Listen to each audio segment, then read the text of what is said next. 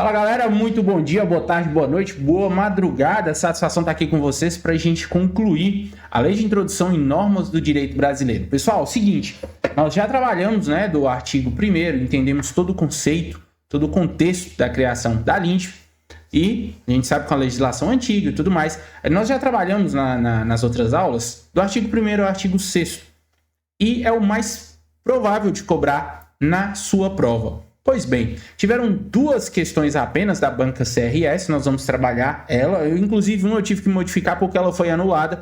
Ela teve uma cobrança, teve erro de digitação e tudo mais, foi na prova de 2023, uma única questão, e teve para soldado especialista também, mas ela foi certinha. Nós vamos trabalhar aqui 3 ou 4 questões ao final dessa aula. A partir de agora, do artigo 7º em diante, nós vamos até, salvo engano, até o artigo 22, ele é bem genérico. Não é uma coisa assim, especificadamente que vai cair na sua prova. O que cai com grande probabilidade é do 6º para trás, que a gente trabalhou com maiores detalhes. Então, do 7º para frente, a gente vai dar uma rápida passada para poder a gente esgotar o conteúdo propriamente dito, mas não vamos entrar em tantos detalhes, beleza? Só mesmo para vocês conhecerem, a partir do momento que vocês entendem o contexto da LINDB, de um modo geral, vocês conseguem associar as questões, não vai ter dificuldade nenhuma. Se Deus quiser, vocês vão fechar questão de LINDB que possivelmente cairá na sua prova, beleza? Então vamos lá, sem maiores delongas. Artigo 7º. A lei do país em que domiciliada a pessoa determina as regras sobre o começo e o fim da personalidade, o nome, capacidade e os direitos de família. Pois bem, suponhamos a hipótese em que eu, Ed, professor Seus, sou residente domiciliado. Sou domiciliado no estrangeiro, no Egito, por exemplo.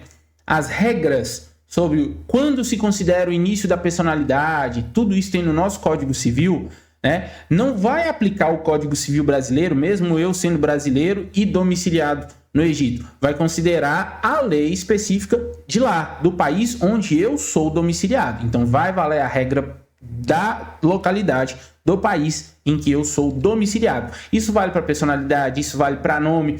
Quem vai lembrar aí um jogador de futebol? Alguns jogadores de futebol, eu lembro aqui do Ricardo Goulart, teve um outro também que teve aquela migração de jogador de futebol para a China, para a China. E eles não podiam ter dupla nacionalidade, eles tiveram que abdicar da nacionalidade brasileira porque as regras para poder ser nacionalizados lá na China eram específicas, os nomes eles tiveram que mudar também. Então, a nossa lei de introdução em normas do direito brasileiro fala que para considerar a questão da personalidade, de nome, a capacidade, os direitos de família são definidos, são desempatados no critério de espaço, né? A aplicação do direito no espaço é definido pelo país onde é domiciliado. Belezinha? Então vamos seguindo. Nossa próxima, continuando aqui o nosso conteúdo. Parágrafo 1º. Realizando-se o casamento no Brasil, será aplicado lei brasileira quanto aos impedimentos, dirimentos e as formalidades da celebração. Então, se aqui no Brasil é proibido mais de um casamento, né? Só pode, as pessoas podem se casar apenas de uma vez, não podem ter 2, 3, 4, 5 casamentos ao mesmo tempo. Se casou aqui no Brasil, respeita-se as leis brasileiras no que diz respeito aos impedimentos. Se casou uma vez, não pode casar outra vez. Ah, mas lá na Arábia pode ter 10, 20, 30, 50 casamentos. Beleza. Vai casar lá, aplica as leis de lá. Casou aqui no Brasil, tem essa regra de impedimento, então aplica-se a lei brasileira. Beleza? O casamento de estrangeiros poderá celebrar-se perante autoridades diplomáticas ou consulares do país de ambos os nubentes. Então vamos lá. Estamos aqui no Brasil, tem um casal de argentino e brasileiro. Não, vamos colocar, são estrangeiros, vamos colocar os dois do estrangeiro. Um casal de um argentino e uma paraguaia. Beleza. Quem vai celebrar o casamento? Pode ser feito por diplomatas, como é que é o nome? O pessoal que trabalha no consulado de ambos os países. Pode ser um diplomata argentino ou pode ser um diplomata paraguaio. pode ser autoridades que estão aqui no Brasil, representantes das duas outras nações, poderão realizar o casamento desses estrangeiros aqui no nosso país, beleza? Isso foi questão de prova, isso é importante vocês lembrarem. Casamento estrangeiro poderá celebrar-se perante autoridades diplomáticas ou consulares do país de ambos os nubentes, belezinha? Parágrafo 3º. Tendo os nubentes domicílio diverso, regerá os casos de invalidade do matrimônio a lei do primeiro domicílio conjugal. Então vamos lá. O argentino e a paraguaia moravam no Brasil. Beleza. Aí, por algum motivo, o argentino voltou para a Argentina e a paraguaia voltou para o Paraguai. Então, os nubentes estão tendo domicílio diverso. Mas quando que vai considerar a invalidade do matrimônio? A lei do primeiro domicílio conjugal. Onde que foi? No nosso exemplo, o Brasil. Beleza? Se considerar que eles estão morando, que estão tendo domicílio diverso, considerará as regras de invalidade do matrimônio a lei do primeiro domicílio conjugal. O regime de bens, legal ou convencional, obedece à lei do país que tiverem os nubentes domicílio, e se esse for diverso, do primeiro domicílio conjugal. Então, na dúvida de qual regra vai seguir, né? Se não conseguir achar uma solução previamente, na discussão aqui que nós temos a lei do país que eles estiverem domiciliados. E se tiverem domicílio diverso, considera o país, as leis do país onde eles tiveram o primeiro domicílio. Nesse caso aqui, voltamos para o exemplo da Argentina e do Paraguai.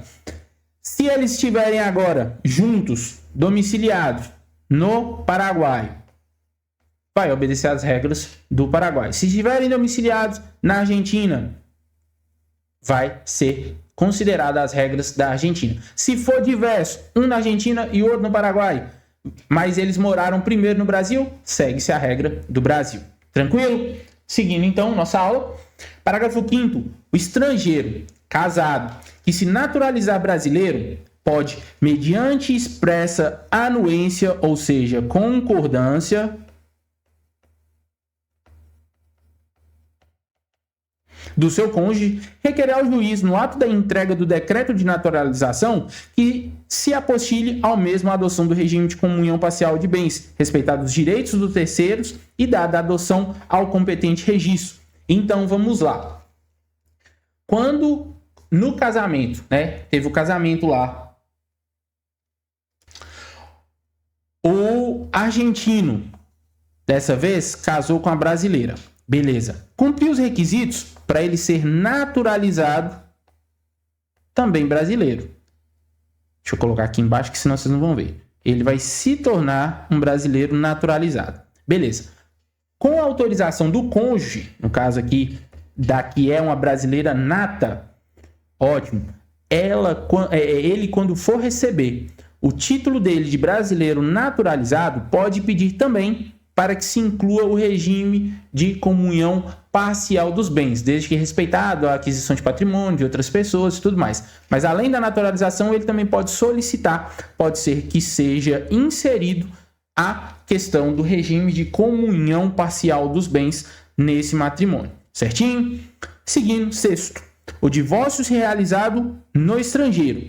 Se um ou ambos os cônjuges forem brasileiros, só será reconhecido no Brasil depois de 1 ano da data da sentença, salvo se houver sido antecedida por separação judicial. Isso nem existe mais, né? Por igual prazo, caso em que a homologação surtirá efeito imediato, obedecidas as condições estabelecidas para a eficácia da sentença estrangeira no país. O Superior Tribunal de Justiça, na forma do seu regimento interno, poderá reexaminar a requerimento do interessado, decisões já proferidas em pedidos de homologação em sentença estrangeira de divórcio brasileiro, a fim que se repassem a produzir todos os efeitos legais. Então, é simplesmente dizendo, se um brasileiro ou ambos os brasileiros casados moravam no exterior, divorciaram, vai surtir o efeito do divórcio no Brasil após 1 ano da sentença. Então, tem esse período aí de 1 ano para o reconhecimento de uma decisão judicial do estrangeiro aqui no nosso país, permitindo inclusive que o Supremo Tribunal de Justiça reveja os detalhes dessa sentença a pedido de uma das partes para ver se está tudo ok, se está tudo legal. Tranquilo? Seguindo então nossa aula. Parágrafo 7º. Salvo o caso de abandono, o domicílio do chefe da família estende-se ao outro cônjuge e aos filhos não emancipados, e o do tutor ou curador aos incapazes de sua guarda. Então, não considerando que foi abandonado, o domicílio do chefe da família vai ser o mesmo domicílio do cônjuge e dos filhos que não foram ainda emancipados, ou seja, os menores ali de 18 anos ou os menores de 18 anos que tiveram a emancipação, né? Aquela situação, maior de 16 pode ser emancipado, as regras lá do direito civil que não vamos entrar nesse detalhe agora. Quando a pessoa não tiver domicílio, considerar-se-á domiciliado o lugar de sua residência ou naquele em que se encontre. Ah, professor, e morador de rua? Né? Vão considerar o último domicílio, vai considerar onde que é a sua residência, a residência dele é na rua, morador de rua. E aí? A lei terá detalhes específicos para esse tipo de situação, mas não é porque ele não tem um domicílio que ele não reside em algum lugar. Algum lugar vai encontrar, seja no CRAS, alguma coisa assim, são outros detalhes. Mas, para fins da nossa prova, para fins dos nossos estudos, se não tiver domicílio, considerar o domicílio a residência dele ou aonde ele se encontrar. Belezinha? Artigo 8º. Para qualificar os bens e regular as relações a eles concernentes, aplicar-se-á a lei do país em que estiver situado. Então, se eu tiver bens na Alemanha,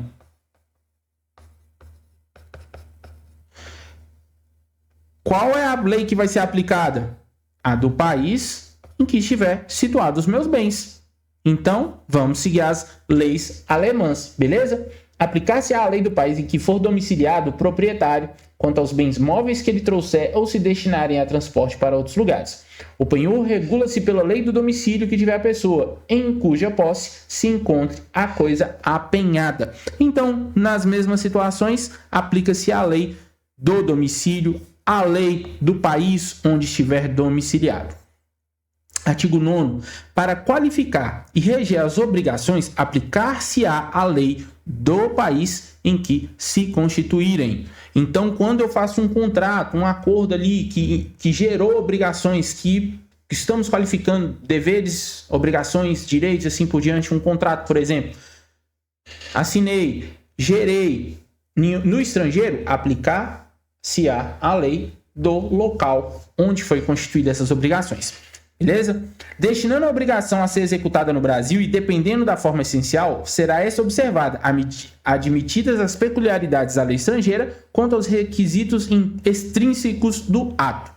A obrigação resultante do contrato reputa-se constituída no lugar em que reside o propoente. 10. A sucessão por morte ou por ausência obedece à lei do país em que domiciliado o defunto ou desaparecido, qualquer que seja a natureza e a situação dos bens. Ou seja, se eu estava morando na Alemanha, morri, a sucessão, as regras de sucessão de herança serão dadas pela lei alemã. Se for nos Estados Unidos, pela lei estadunidense. Beleza? Onde o sujeito morrer, as regras de sucessão de herança, ou eu desapareci na guerra, teve uma guerra, eu estou lá na Europa, eu desapareci na Itália. Beleza, vai considerar a lei da onde eu estava domiciliado. Se eu estava domiciliado lá há muito tempo, lá era o meu domicílio, eu morava lá há muito tempo, ótimo, perfeito. Então, vai aplicar a lei da onde eu estava domiciliado, do país onde eu estava domiciliado. A sucessão de bens de estrangeiros situado no país, no caso aqui no Brasil, será regulada por onde? Pela lei brasileira, em benefício do cônjuge ou dos filhos brasileiros ou de quem os represente, sempre que não lhe seja mais favorável a lei pessoal do decúbito. A lei do domicílio do herdeiro ou legatário regula a capacidade para suceder. Artigo 11. As organizações destinadas para fins de interesse coletivo, como as sociedades e as fundações, obedecem às leis do Estado em que se constituírem. Não poderão, entretanto, ter no Brasil filiais, agências ou estabelecimentos antes de serem atos constitutivos aprovados pelo governo brasileiro, ficando sujeitas às leis brasileiras. Os governos estrangeiros, bem como organizações de qualquer natureza, olha como é amplo, qualquer natureza, que eles tenham constituído, dirijam ou hajam investido em fundações públicas, não poderão adquirir no Brasil bens imóveis ou suscetíveis de desapropriação. Os governos estrangeiros podem adquirir a propriedade dos prédios necessários à sede dos representantes diplomáticos ou agentes consulares. 12. É competente a autoridade judiciária brasileira quando o réu for domiciliado no Brasil ou aqui estiver de ser cumprida a sua obrigação. Somente a autoridade judiciária brasileira compete conhecer as ações relativas a imóveis situadas no Brasil. Então não vamos falar da justiça americana dando pitaco sobre imóveis aqui no Brasil. Só a autoridade brasileira compete conhecer das ações relativas a imóveis situados no Brasil. A autoridade judiciária brasileira cumprirá, concedido o exequatur e segundo forma estabelecida pela lei brasileira, as diligências deprecadas por autoridades estrangeiras competentes, observando a lei dessa quanto ao objeto das diligências. Então, quando chegar alguma solicitação do judiciário estrangeiro, a justiça brasileira, vai utilizar a própria legislação nossa para regular o cumprimento dessas diligências que forem solicitadas. Artigo 13.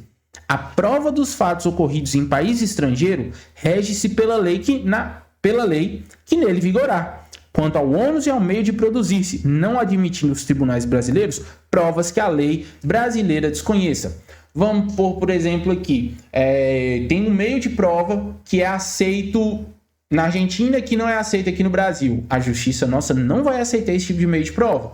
Se o fato ocorreu na Argentina, lá as regras de produção de provas serão aplicadas à da Argentina, não à nossa brasileira.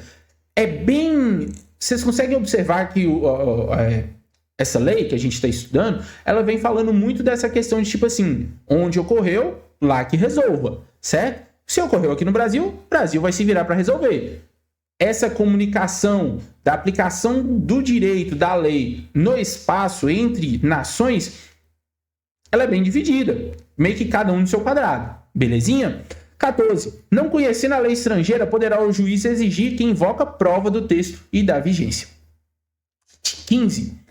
Será executado no Brasil sentença proferida no estrangeiro que reúne os seguintes requisitos. Então, esses requisitos, eles são cumulativos. Tem que cumprir todos os requisitos para que uma sentença do estrangeiro seja aplicada aqui no nosso ordenamento jurídico dentro do nosso país. Quais são os requisitos? Então vamos lá. Haver sido proferida por um juiz competente, ter sido as partes citadas ou haver legalmente verificado a revelia, que é deixar de responder, né? Eu acusei fulano de alguma coisa e fulano nem se defendeu. Foi revel, deixou lá o pau quebrar.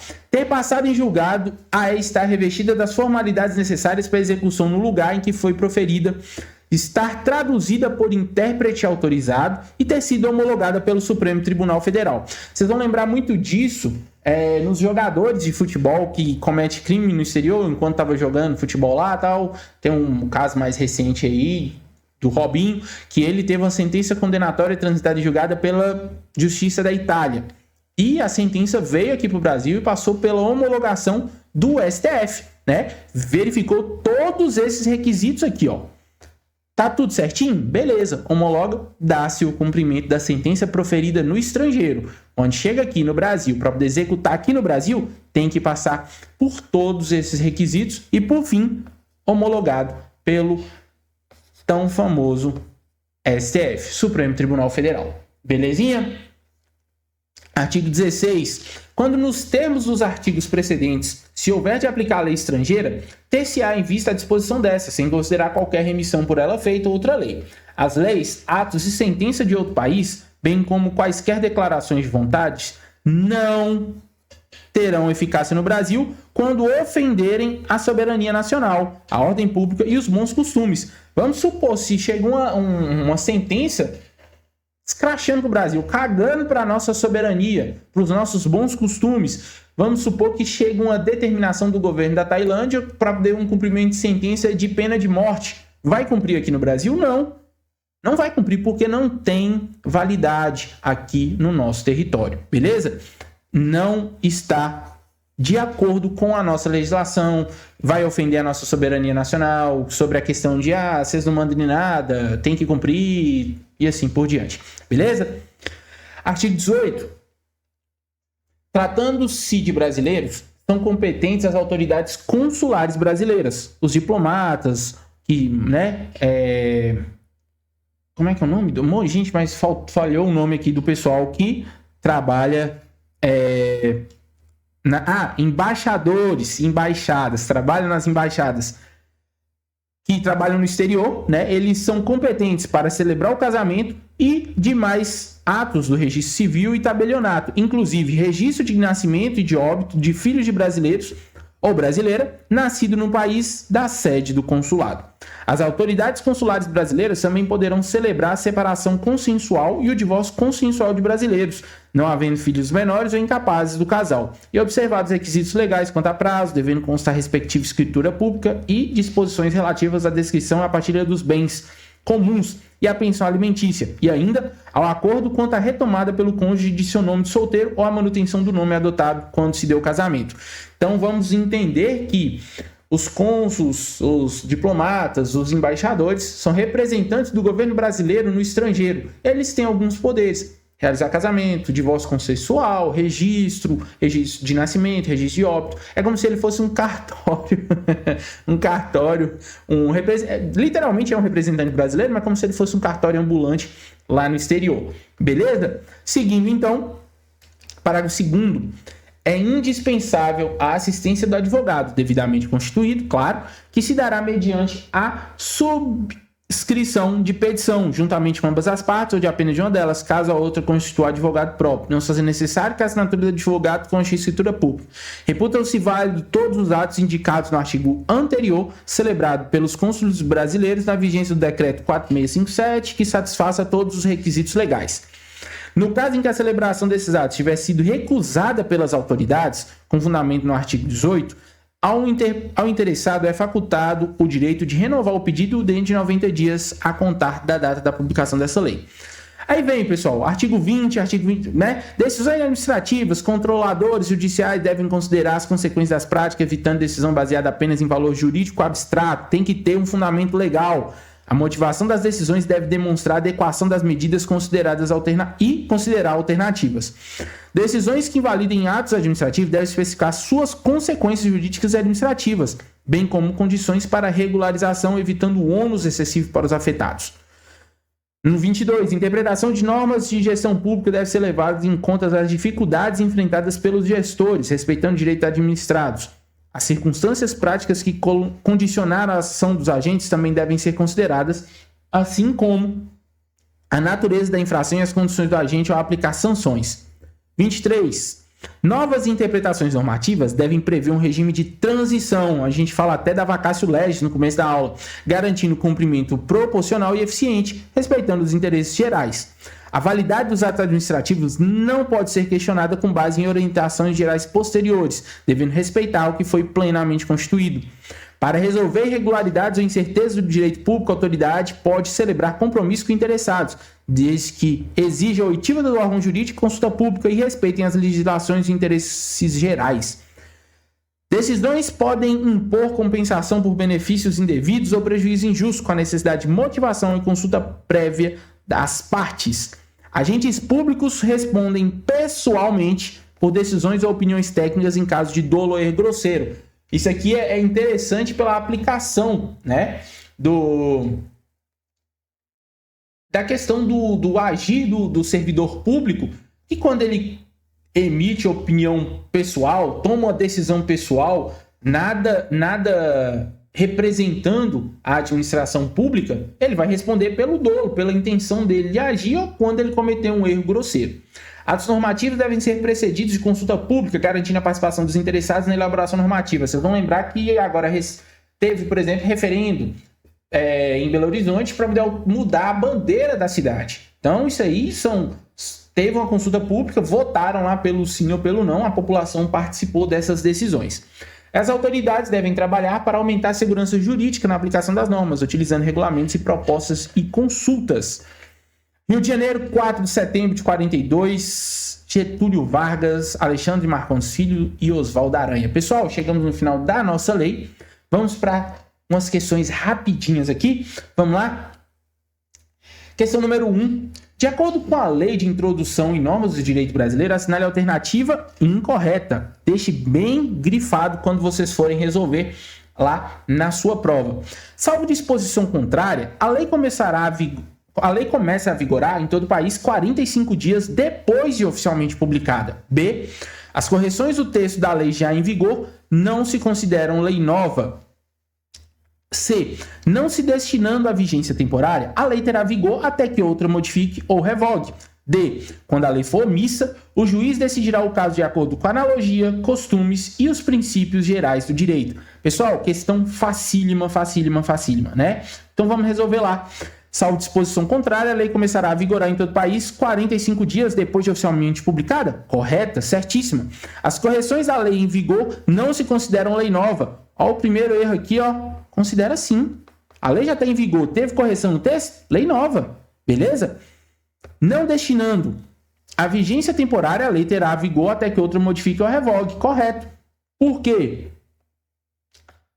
A lei nova, a lei, ela é como se fosse infinita, digamos assim, né? Até que não tem uma atualização, não tem necessidade de mudar, tira, por exemplo, a própria Lei de Introdução e Normas do Direito Brasileiro, uma lei de 54, uma lei de 42, de 42, é uma lei muito antiga, não veio nenhuma para revogá-la, ela não tinha um prazo de validade, exemplo, as leis, as medidas provisórias que tiveram na época da pandemia, que tinham um prazo de validade, não é o caso aqui agora, então ela tem vigor até que venha alguém modificar ou a revogar. E quando a lei for omissa, o juiz decidirá o caso de acordo com a analogia, costume e princípio. Beleza? ACP. Tranquilo? Ou Clube Atlético Paranaense. Costume, analogia e princípios gerais do direito. Esse é um mnemônico. Fiquei na frente aqui, ó. Clube Atlético Paranaense. Lembrem-se, costume, analogia e princípios gerais do direito quando a lei for omissa. Então, estamos com a questão incorreta, letra B. Correção de lei em vigor considerará lei nova. Belezinha? Seguindo, então, questão número 2.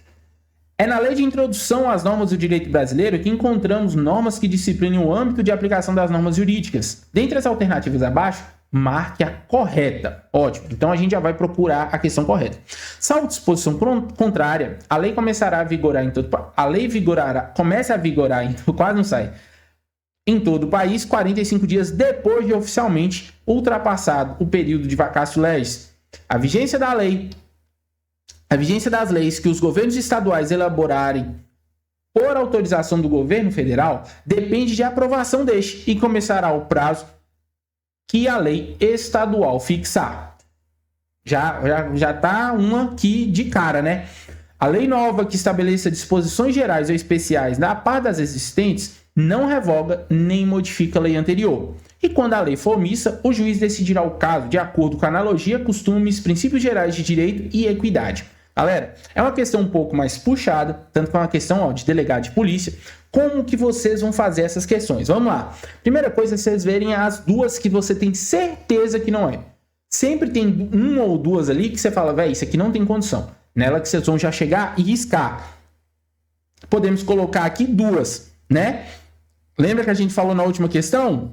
Quando a lei for omissa, vai decidir o caso a respeito, usando os costumes, analogia e princípios gerais do direito. Então não vem falando nada de equidade. Então a gente já corta a letra D. E tem a outra aqui falando que governo estadual elaborou lei por autorização do governo federal, que depende da aprovação para começar o prazo que a lei estadual fixar. Que isso? Que loucura! Nós não falamos nada a respeito disso, né? Nós não falamos nada a respeito disso na nossa aula. De prazo de legislação estadual, de governo federal, nada. Então, cortamos a letra B também. Nós vamos ficar aqui agora, para achar a correta, entre a A e a C. Aí, galera, aí que vem a pegadinha de banca.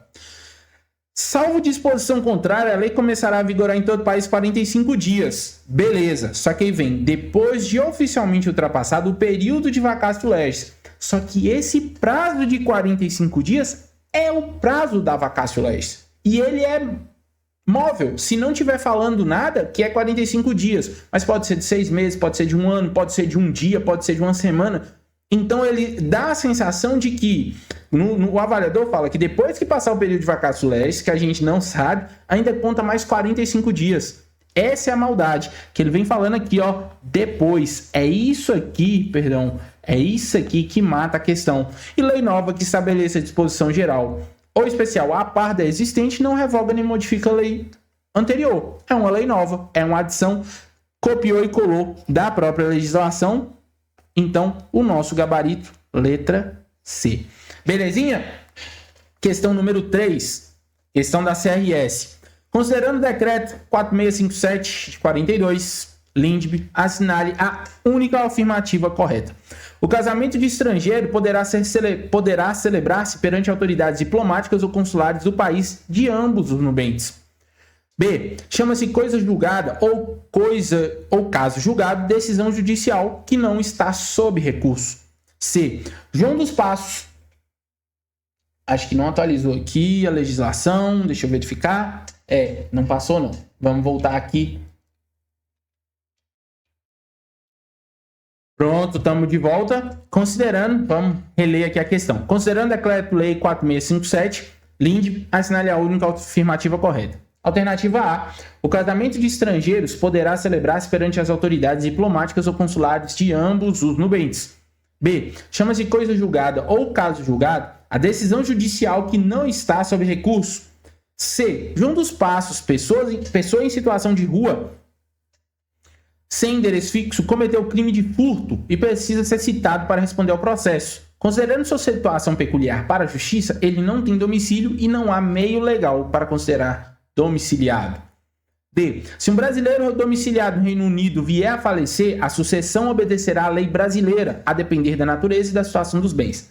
Fácil, tranquilo demais essa questão. Vamos de baixo para cima.